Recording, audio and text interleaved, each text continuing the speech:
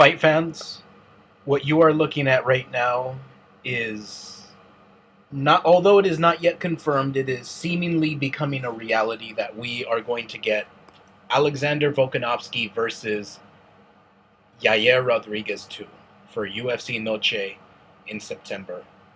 Now, what I'm going to say in this video is stuff that every people have already said, right? I'm not going to say anything that's new, right?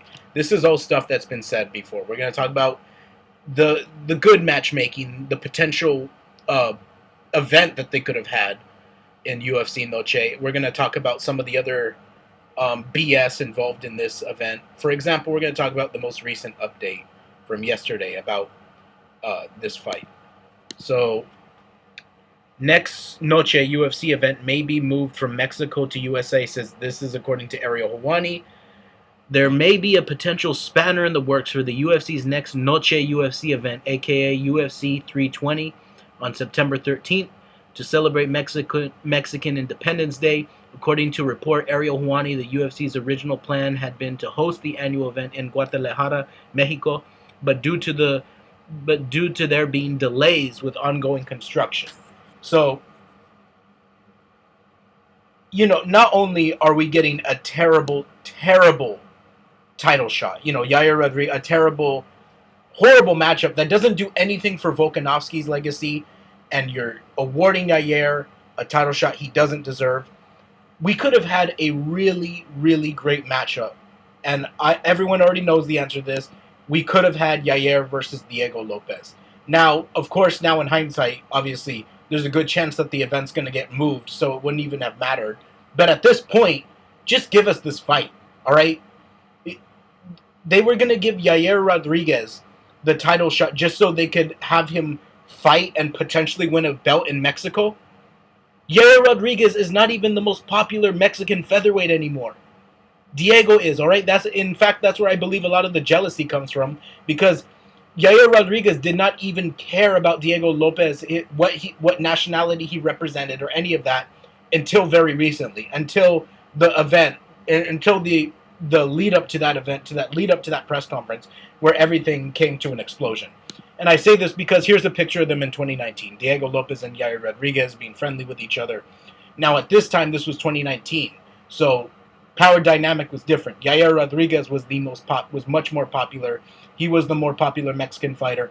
Diego Lopez was gaining attention then, but not to the same level. Once 2023 hit 2024, that's when Diego Lopez hype train really exploded.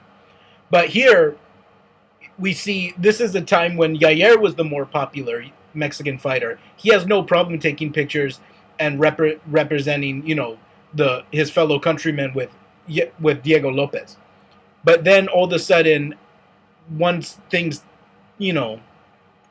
changed, once Yair kind of went on a losing streak, went on a bit of a skid, a lot of inactivity, and then you have Diego Lopez, who exploded in stardom in around 2023, 2024. So yeah, this is why I believe there is jealousy on Yair Rodriguez's part, is because of this. You never had a problem with Diego until recently. Anyway, let's go over. Oh, I'm sorry. This is most of ours stats. We're going to look at this right after. So first, let's look at Yair Rodriguez. This is what got Yair Rodriguez the title shot. A loss to where he got mauled by Volkanovski after a win against Josh Emmett. Congrats, you beat Josh Emmett in an interim title fight. All right, congrats. You then got steamrolled by Alexander Volkanovski. No shame in losing to the GOAT, of course. No shame. But, steamrolled nonetheless. And then we go through the inactivity for a while. And the loss to Brian Ortega. Brian Ortega twisted his ankle before the fight even started. Just jumping.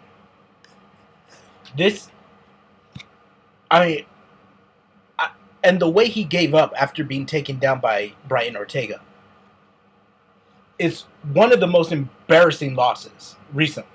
All right, I know it doesn't get talked about enough, but it's like, and the first win against Brian Ortega was a fluke. Brian Ortega's shoulder slipped out, freak injury. And then before that, he lost to Max Holloway. Now that's not, terrible loss, losing by unanimous decision to Max. But the loss to Brian Ortega, in my opinion, that is really aged horribly. Especially considering what Diego Lopez has done to Brian Ortega since their fight. Diego Lopez, actually beat him and beat him in really, you know, much more entertaining, more, what's the word? More impressive fashion. And now we go to Yair's most recent win, which was Patricio Pitbull. Now, how does beating a 37-year-old Patricio Pitbull making his UFC debut earn you a title shot? I can't wrap my head around that. Almost everybody in the entire MMA scene can't wrap their head around that. A lot of the online MMA community, especially, have been making videos about this. I'm just one of many, continuing the bitching, continuing, the the anger towards the matchmaking, towards the company. And now we have a very deserving contender. Now, everyone knows who actually deserves is Mosavar. I mean, these are just his last 4 wins. He hasn't lost since entering the UFC, and these are just his last 4 wins. Dan Ige, probably the most talented gatekeeper. All right, in every division there's a gatekeeper. Dan Ige is one of the most talented gatekeepers. Like, beating him is very impressive, in my opinion. Now, Dan Ige did lose to Bryce Mitchell. That does take some aura away. All right, beating Diego Lopez, great win. Now, of course, the Diego Lopez fight was on short notice. I would love to see that rematch now.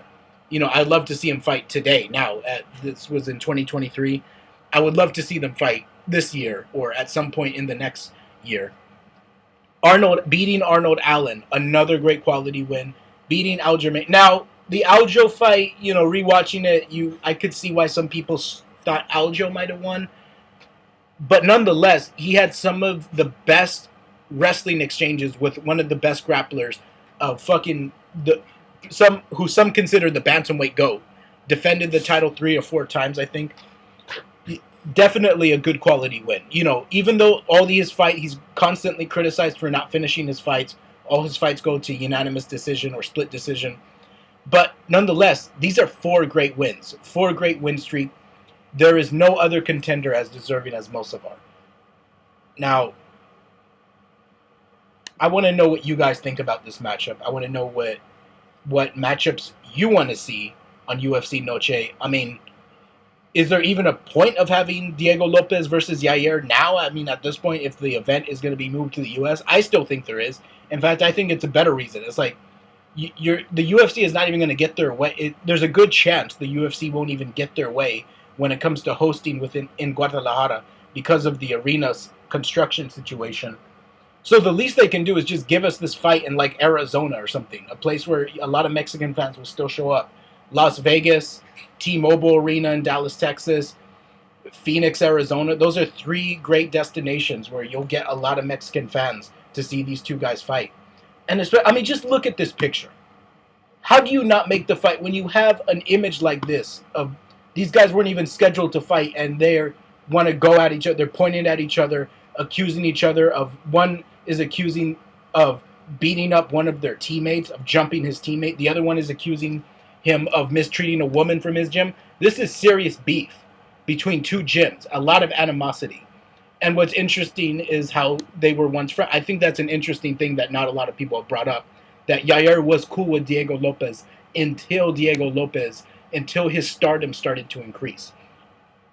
Anyway, tell me what you guys think about this fight. Tell me what you guys think about the UFC, all the matchmaking, all the decisions they've been doing lately. If UFC Noche is moved, what arena, what venue, what location do you think would be best?